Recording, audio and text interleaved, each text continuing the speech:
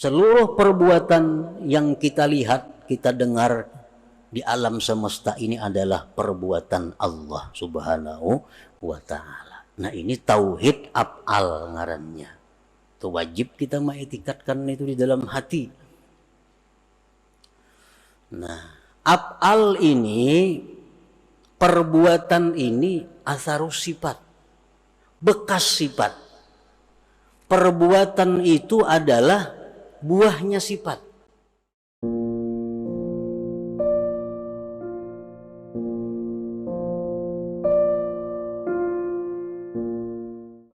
Ma min nafasin tubdihi illa walahu qadarun fika yumdihi.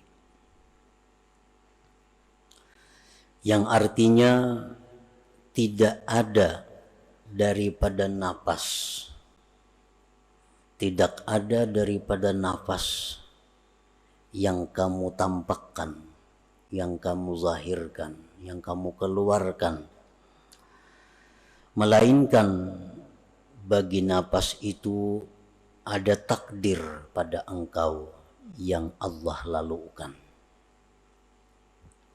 Nah, itulah arti daripada hikmah yang ke-22 ini.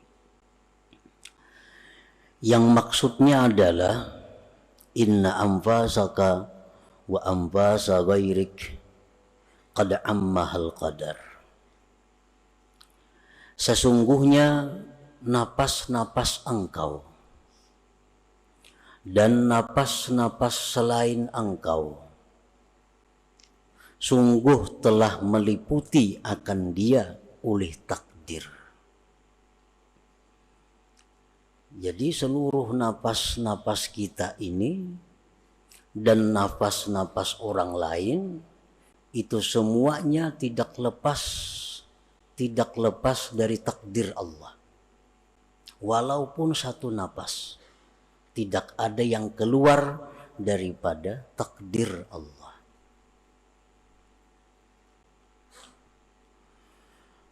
Wala yasduru minka wa min ghairik illa ma sabaqa bihi ilmuhu wa qada'uhu subhanah. Dan tidaklah timbul napas engkau, dan tidaklah timbul itu napas daripada engkau dan dari selain engkau, melainkan yang telah terdahulu dengannya pengetahuan dan keputusan Allah Subhanahu wa ta'ala.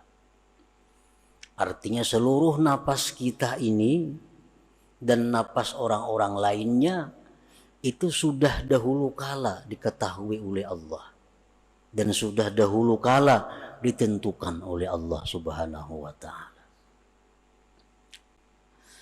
Falazimaka an tarda biqada'ihi wa qadarihi, maka wajiblah engkau bahwa ridha dengan keputusan Allah dan takdir Allah itu. Wajiblah engkau ridha dengan apa-apa yang ditentukan dan ditakdirkan oleh Allah. Wa hakikatur ridha an la ta'tarida 'ala Allah Subhanahu wa ta'ala, dan bermula hakikat ridha itu adalah bahwa engkau tidak mengiktirad, bahwa engkau tidak membahas, bahwa engkau tidak menentang apalagi marah atas Allah Subhanahu wa ta'ala.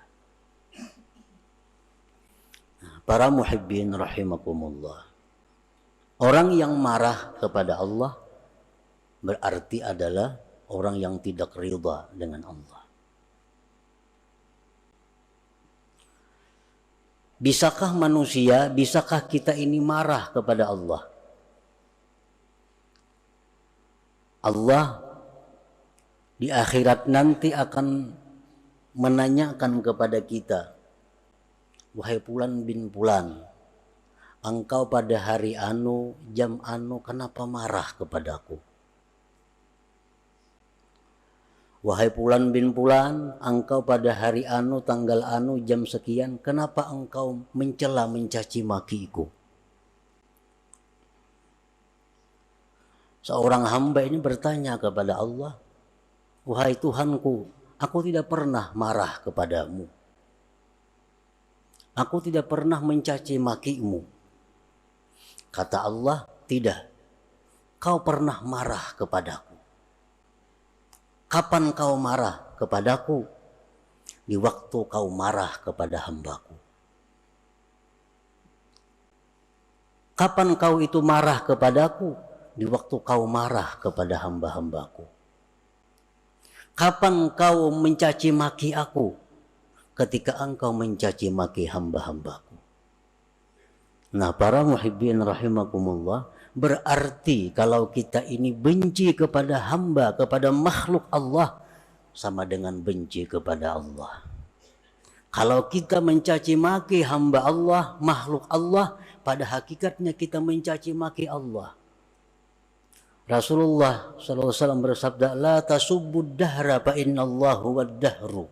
Jangan kau mencaci maki terhadap masa. Jangan engkau mencaci maki keadaan-keadaan. Sesungguhnya Allah itulah yang mencipta keadaan-keadaan itu. Nah, para muhibbin rahimakumullah.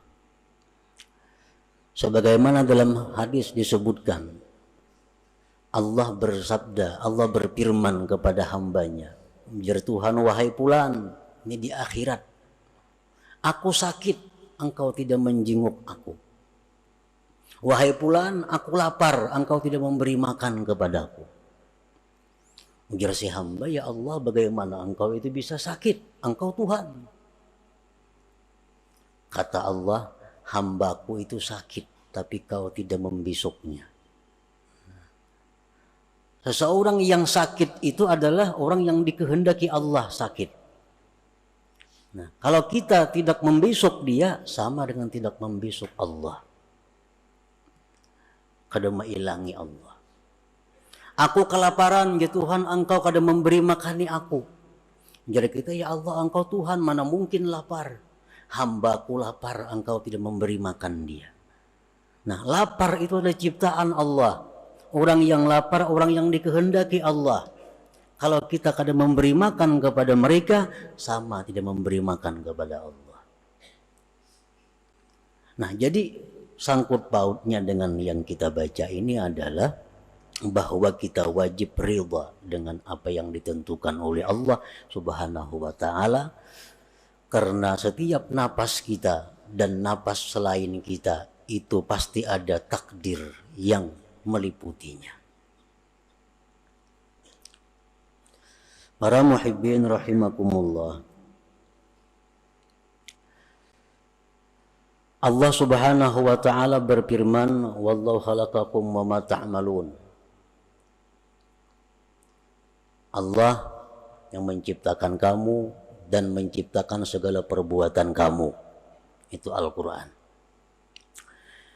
Bila mana kita belajar tauhid, sifat 20 umpamanya, atau yang lebih tinggi daripada itu, kita mengenal tauhid af'al. Nah, kita mengenal tauhid af'al. Arti tauhid af'al itu apa? Mengesahkan perbuatan-perbuatan. Maksud mengesahkan perbuatan-perbuatan itu apa?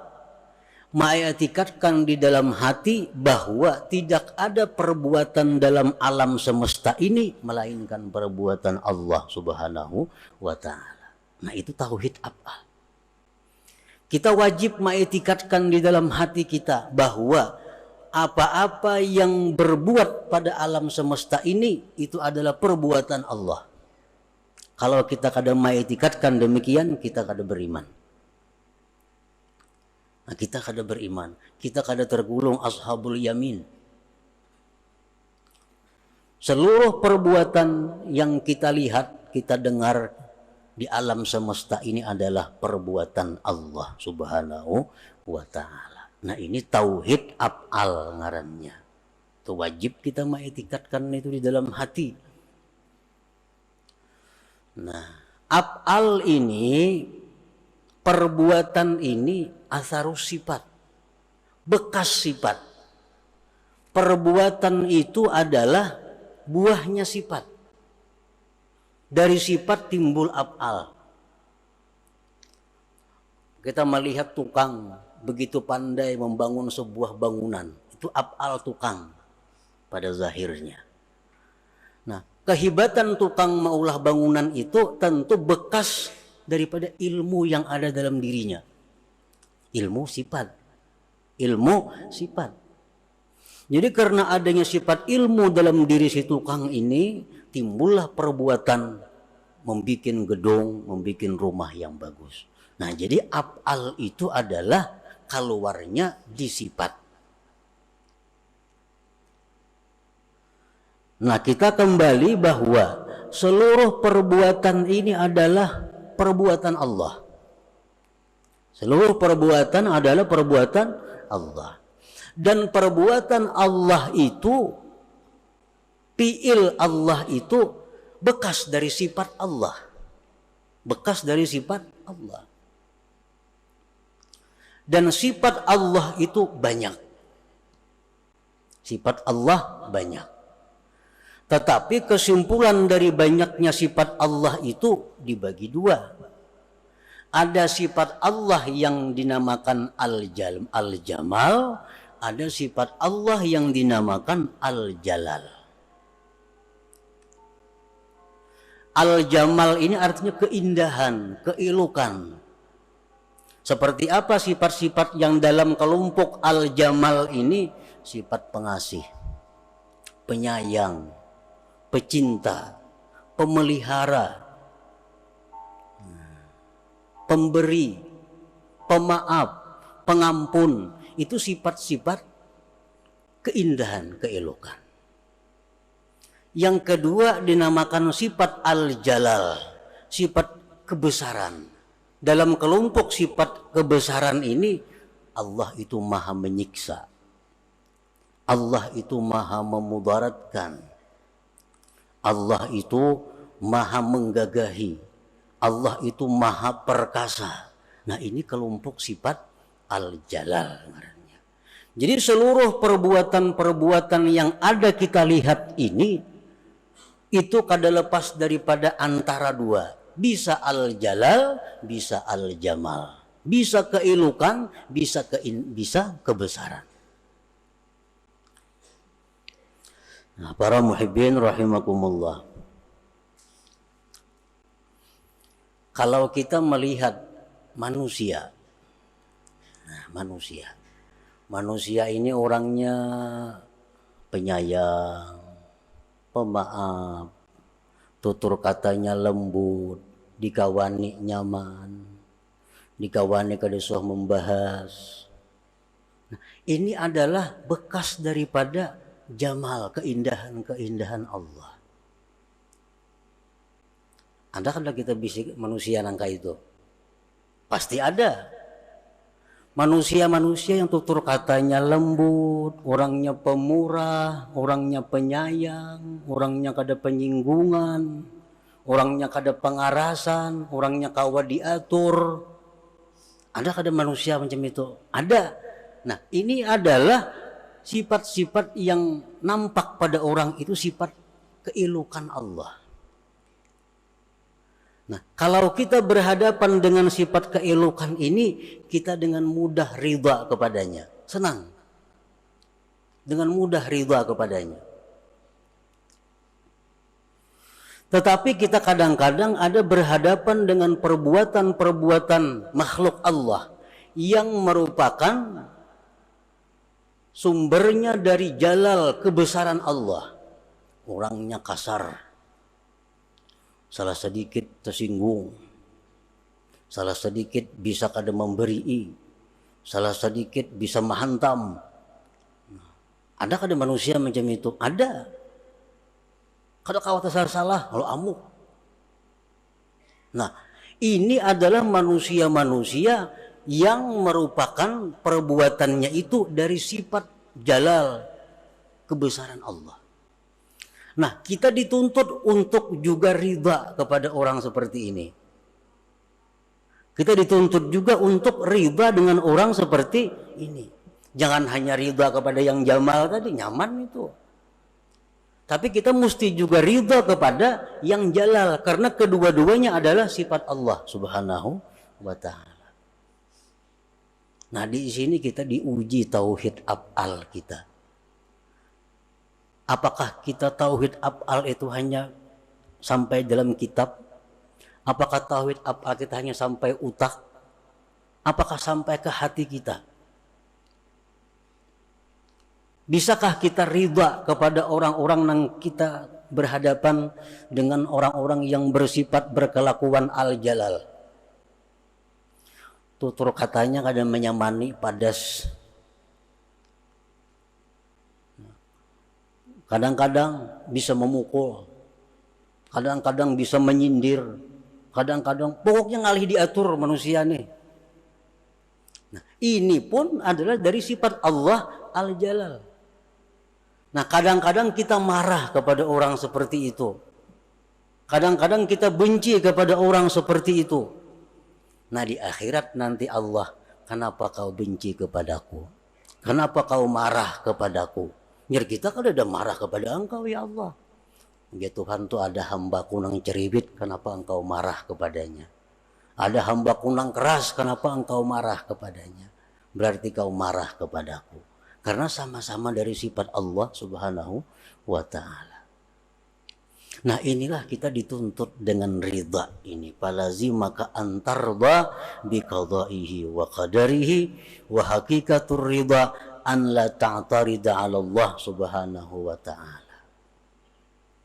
Anak, kadang-kadang anak kita ini macam-macam. Ada anak yang merupakan percikan daripada jamal Allah. Tutur katanya bagus, hormat lawan kuitannya, maasi apa nang dituduhi, memperhatikan lawan kita, sayang lawan kita. Nah, ini anak adalah percikan daripada keelokan keindahan Allah. Kita ridha dengan anak ini, nyaman ridha, nyaman senangnya. Tapi ada anak nang kada mau diurus, nang kehendaknya, kehendak kita kada jalan. Jadi kita A nya B. Jadi kita ke pasarnya kada mau. Jadi kita gawi ini, gawi ampunnya nang jadi. Nah, ini anak adalah percikan daripada jalal Allah. Apakah kita benci dengan anak ini, marah kepada anak ini, berarti kita marah kepada Allah subhanahu wa ta'ala. Nah, disitulah kita dituntut ridha kepada Allah. Jadi ridha kepada Allah jangan separuh-separuh. Ini nang jamalnya aja nang ridha. Tapi urusan nang jalalnya, disitu kita benci dan murka kepada Allah subhanahu wa ta'ala. Nah, para muhibbin rahimakumullah. Dan semuaan yang ada di alam semesta ini kada akan lepas daripada dua sifat itu. Apapun. Makanan. Nah, makanan ini kalau nang percikan daripada jamalnya Allah, dimakan nyaman, menyihatakan awak, rasanya nyaman, harganya murah. Ini jalal, jamal Allah, jamal Allah. Ada nang makanan bila kita makan batuk. Ada yang bila kita makan ini meriap dingin. Ini makanan ini percikan daripada jalal Allah. Kada kau diurus makanan ini. Dan kadang-kadang kedua sifat itu ada pada diri kita. Ada pada diri kita.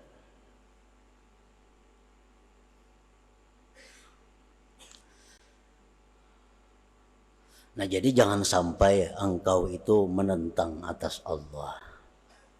Jangan sampai engkau itu marah kepada Allah.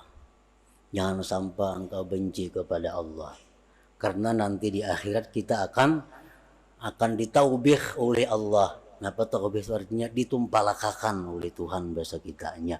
Nah, ikam gitu Tuhan waniknya menyeriki aku lah. Waniknya ikam ini mendendam lawan aku lah. Jadi kita asal ada mendendam engkau ya Allah. Nah gitu Tuhan, ikam dendam lawan hambaku. Ikam dendam lawan Fulan bin Fulan. Engkau marah dengan Fulan bin Fulan. Padahal itu adalah merupakan perbuatan daripada aku. Nah, para muhibbin rahimakumullah. Kalau kita berhadapan dengan satu kemunkaran, dengan satu kemaksiatan, nah, di sini yang perlu kita terapkan di dalam hati kita, dan di dalam zahir kita. Munkar, Allah menyuruh kita membenci yang munkar.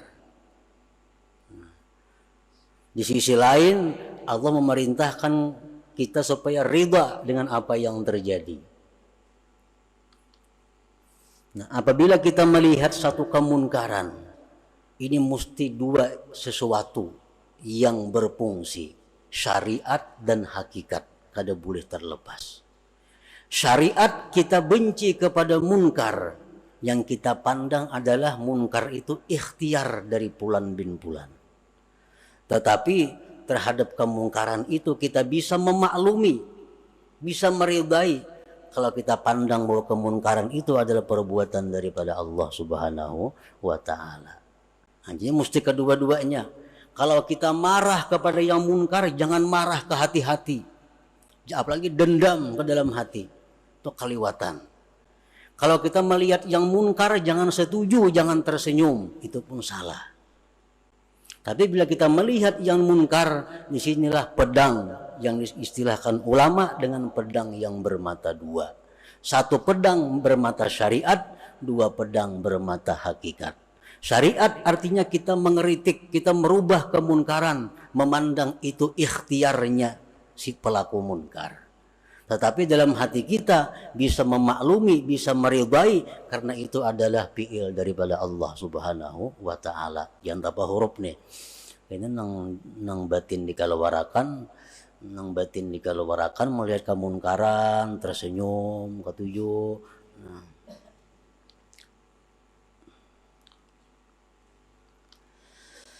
Fa'ampasuka ma'dudatun wa mahsubatun fa idza intaha akhiru ampasika rahalta ila akhiratika wa tarakta ad-dunya wa zinataha wa ma ahbabta biha min malin wa jahin wa ahlin wa ghairiha.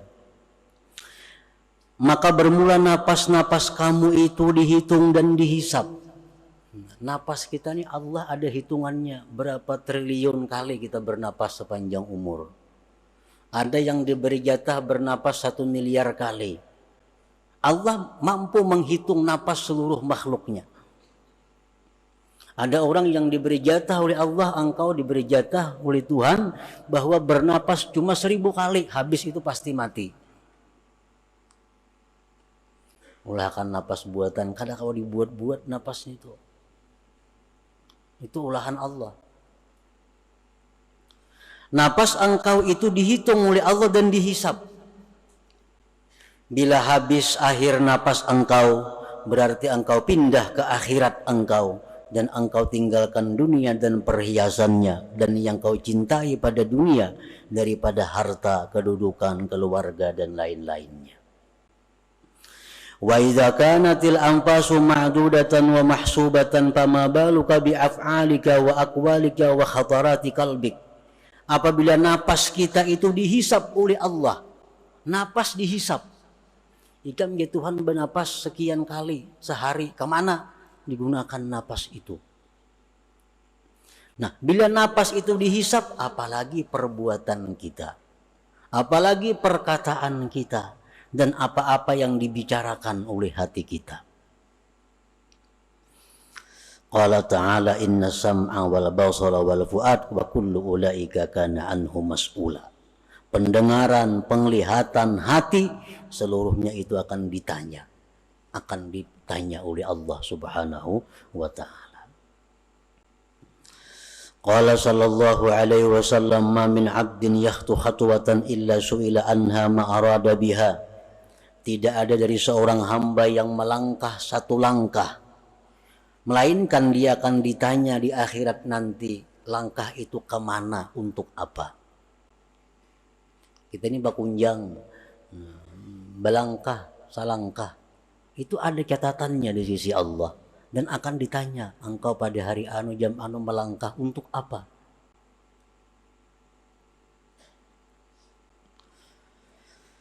Wa qala Rasulullah sallallahu alaihi wasallam idza kana yaumul qiyamah da'a Allahu bi 'abdin min 'ibadihi fayuqifuhu baina yadayhi fayas'aluhu an jahihi kama yas'aluhu an amalihi.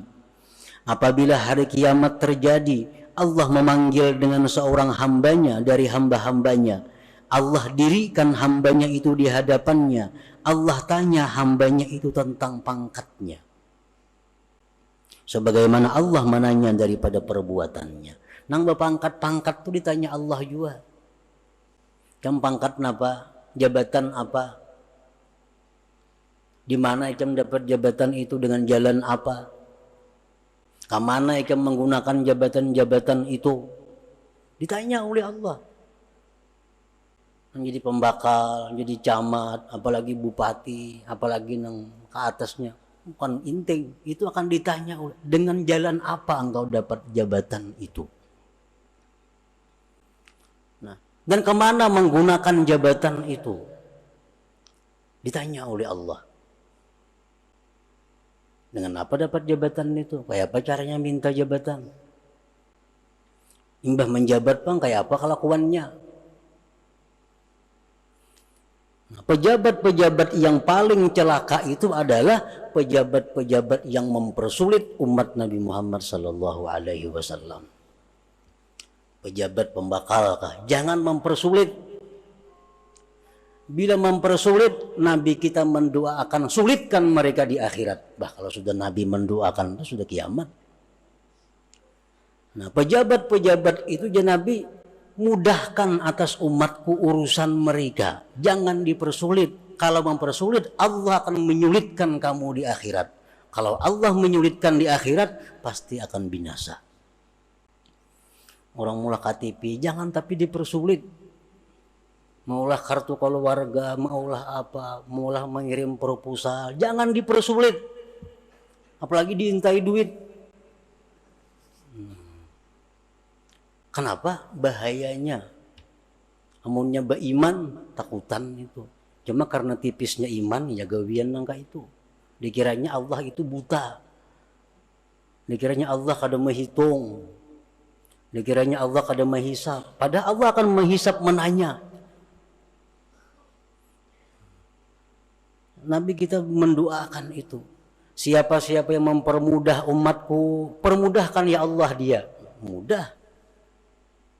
Tapi siapa yang mempersulit umatku, sulitkan urusannya. Ini orang maulah surat apa, dipersulit, mengkau dipersulit, persulitnya aja kayak apa, bulik-bulik, 4-5 kali bulik. Supaya kada biris. Mestinya orang-orang diberi Allah jabatan itu, diberi amanah itu untuk mempermudah, mempernyaman umat Nabi Muhammad sallallahu alaihi wasallam. Mengatakan pembakal-pembakal, camat-camatnya, hendak selamatnya. Hendak selamat. Jangan menyulitkan. Jangan menyulitkan. Kenapa sebabnya? Ini mereka ini digaji oleh yang dipersulit ini. Mana orang sudah menggaji dipersulit pulanglah. Nah, itu yang Nabi kita marah besar kepada mereka itu.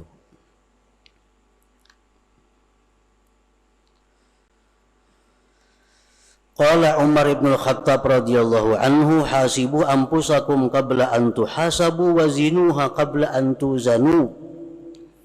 Nah, ini Sayyidina Umar mengajarkan kepada kita cara supaya mati itu di akhirat itu kada dihisap.